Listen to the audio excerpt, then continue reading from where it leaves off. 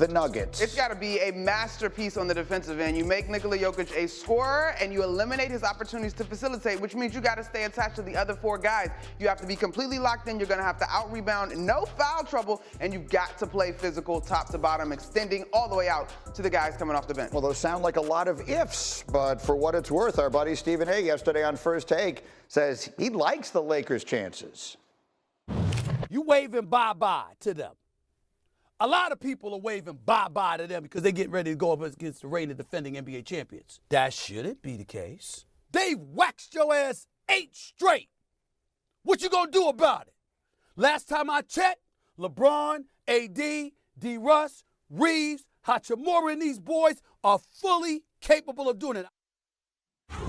Fully capable of doing it, says Stephen A. Well, that is music to the ears of the biggest Laker fan we have here. D. Wood, I'm giving you the floor. I'm giving you my whole basketball squad today. Break it down for me. How do the Lakers get this thing done? Listen, a lot of what Monica said is absolutely true. I think, Jokic is going to get his, but it's all about the auxiliary piece around them. Like, we got to minimize the damage by those guys. You're not stopping Jokic. I don't care if you throw AD. Doesn't matter who you throw at him. He's going to get his.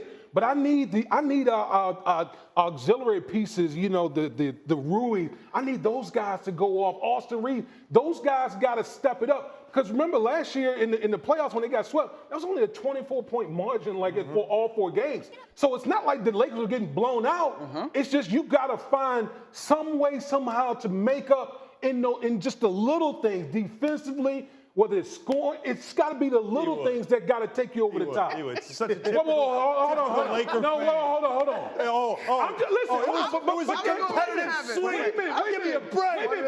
But here's my thing. Wait a minute. But here's my thing. I'm not one of these super homers out here. I'm still picking the Nuggets, but I'm saying let's not disrespect the Lakers like we don't have a shot here. We're not doing that. But don't talk to me about all the others. No. This is about Anthony Davis. Let's stop telling LeBron that he has to carry this team, and then we talk about how LeBron looks tired. That's got to stop. Anthony Davis this year played the most games, 76 games. He finally played a lot of games, and he played really well. Well, guess what? This is your monster, Nikola Jokic. You were once one of the best centers in the game. This is your matchup. This is your series. You want to reestablish yourself as one of the best centers in the game? Right now, right here, do it for your team, and don't make this about LeBron, and he couldn't. Do what you can, and that's dominate this series. Listen, there's no reason why Anthony Davis can't go at Jokic and give him 25, 26, 28 a night. That's what it's going to take to put them in position late in the game where now you've been a great closing team all year. You've got a shot. Anthony Davis can't have one of these series. He's got to be – he's not going to stop Jokic, but you can give him 28, 30 on the other end. Right. Listen, I'm not disputing any of that. Yeah. While you talk about 25, 28, Jokic giving you 40-point triple-doubles. My whole thing is, it doesn't matter who you throwing at Jokic. Correct. Jokic is still going to get his. I need to minimize, the Jamal Murray's and everybody else. I love the enthusiasm. Let me ask you a question. Because Hembo, who is a vile human being, but he does know something. I second that. We'll tell you, and we do this on the radio, that these Nuggets are not as good as they were a year ago. That the Nuggets, you look at all of their advanced metrics, all that kind of stuff. Eye test had a chance to wrap up the 1 seed on Sunday, couldn't get it done. Still maybe the best team in the West, but not as good as they were a year ago. To D. Wood's point, I was at all 4 of those games. They were all close. Are these Nuggets as good as they were a year ago? No, because the West is better than it was a year ago, right? And so I think when you have that conversation, you can't just decide to isolate that the Nuggets have not made improve or are not better. Are the Lakers better than they were a year ago? Because I would argue no. I don't think so. Okay, well then that doesn't get them any closer to beating the Nuggets. Correct, and so I think Woody is absolutely right. I understand the passion, but this was the closest sweep we've ever talked about. They lost. Can I follow what you just said about the Nuggets not being as good? Yeah. No team traditionally, go back in history, when a team finally wins that first title, very few teams are in the regular season the next year because your foot's not on the gas to the extent that it was trying to get across the finish line. Right. Watch what's about to happen in the postseason. Then compare to what the Nuggets did in the postseason a year ago, because I think you're about to see precision. Just like you did a year ago. And we saw the first shift after All-Star. We saw the first rev up. All right, now it's playoff time, so it goes up again. And so I think that this will be a compelling series. Yeah. I'm not picking against the Nuggets. I give them a game and a half. I'll give them a game and a half. What you got? What are you talking? Yeah. That meaning they'll have a lead at halftime of one of the other games? Game 5, they'll be up at halftime. If I gave you the over-under, I believe the way the odds, Hembo was showing it to me the other day, and I don't fully understand how they calculate this, but basically the over-under on this series is 5.5. I give to Anthony Davis, I'm going to give him the respect that sometimes we don't give him enough of. He played this year. He showed up every night. He wasn't out for weeks with minor injuries. He played every night. He's been dominant. He's a force above this. Because of that, I'm going to say they win 2 games. Yeah. I'm going to say this, man. Like, first of all, the level of disrespect. Is just, What disrespect? I'm just getting You fed ain't up with even number pick one. your squad. Number 2, this is not the Eastern Conference where it's the Celtics and everybody else. Like, I've literally heard all these guys talk about the West from like 1 to 9. D-Wood. It's like it's anybody's game, basically. Do you remember the last time the Lakers beat the Nuggets? Aaron Rodgers wasn't a Jet.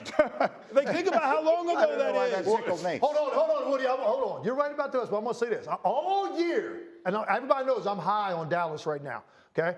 I think that's the one team that can maybe challenge him. All year, though, every sentence I said about the West, when I talk about great is, always starts with, as long as you can avoid Denver. And then you make your statement. And yet, when I suggested the Lakers do that, they said I belonged in an insane asylum. I mean, sometimes things are just not as complicated as that. I believe the Lakers, D-Wood, to your point, it's not disrespect. I voted Anthony Davis second-team All-NBA. He had a magnificent year.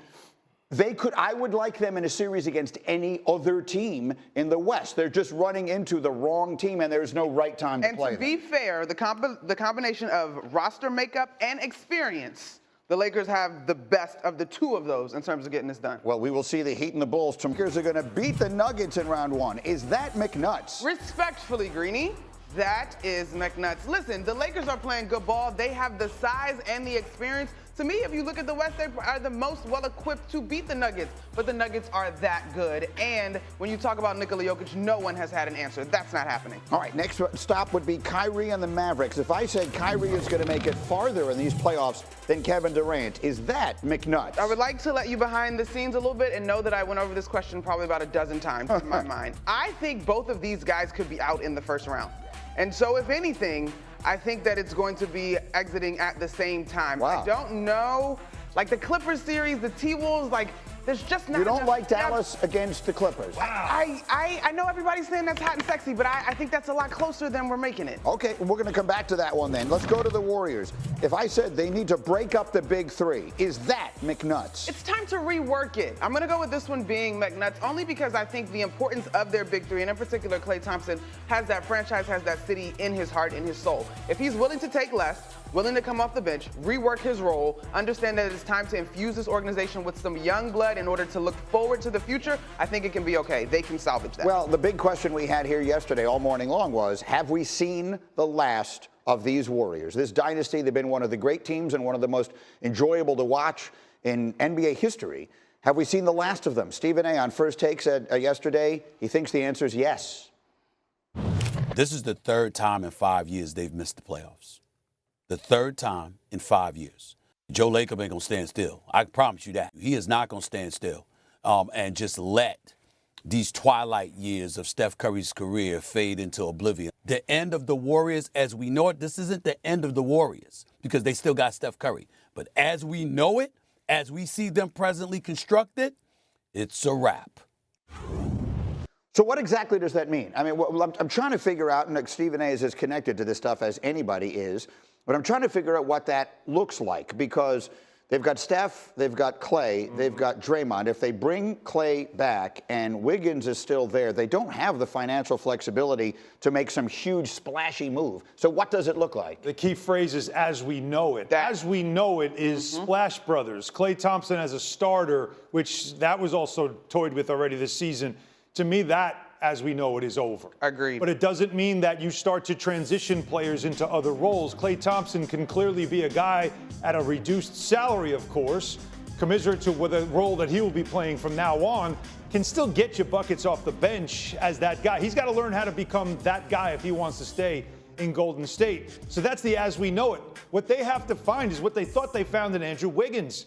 I mean, this is talking about a guy that almost was Finals MVP in 2022. He played outstanding defense. He was rebounding like a monster. And they thought they found their, like the Kawhi when the Spurs had their second run. Yeah. It was like Kawhi emerged, like, okay, they gave us new life. Andrew Wiggins has not become that. They gave him $100 million and he has regressed. So maybe they made a mistake in thinking that that was his potential when that was the aberration.